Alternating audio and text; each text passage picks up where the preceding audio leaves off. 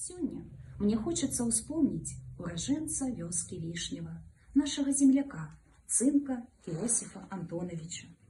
Калі пачалася Вялікая Айчынная вайна, Іосифу Антоновичу было усяго 22 гады. Да вайны ён працаваў земляробам.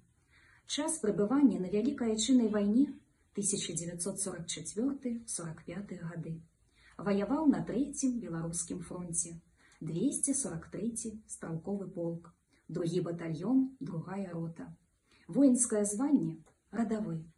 Мала быў Іосиф Антонович на вайне, але трапіў у гэта пекла тады, як нашы войскі штурмам бралі Кёнігсберг.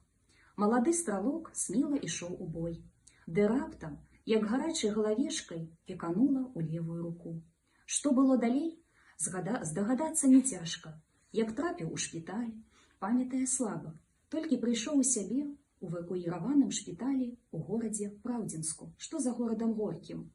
Больш 2 месяцаў пралячыўся там. Малады, дужы арганізм вытрымаў першую ваенную навалу.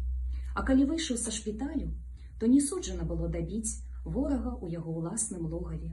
Рыхтаваўся Іосиф Антонович да новай баявой аперацыі на Японію. Шчасце толькі, што хутка ўсё там скончылася. Веды, набытыя ў танкавым вучылішчы, так і не спатрэбіліся яму да вайны. Затое на мірныя гады спаўна. Круціў баранку ў калгаснай аўтамашыны. Доўгі час не мог Іосиф Антонович прывыкнуць да мірнага жыцця, да стваральнай працы. Да канца жыцця адчуваліся ваенныя хваробы. Узнагароджаны быў цынка Іосиф Антонович медалём за штурм Кёнігсберга за баявыя заслугі, таксама ордэнам Айчыннай вайны 2-й ступені, за перамогу над Германіяй у Вялікай Айчыннай вайне, 50 год узброеных сіл СССР. Я ганаруся сваім земляком, яго ўкладам у вялікую перамогу.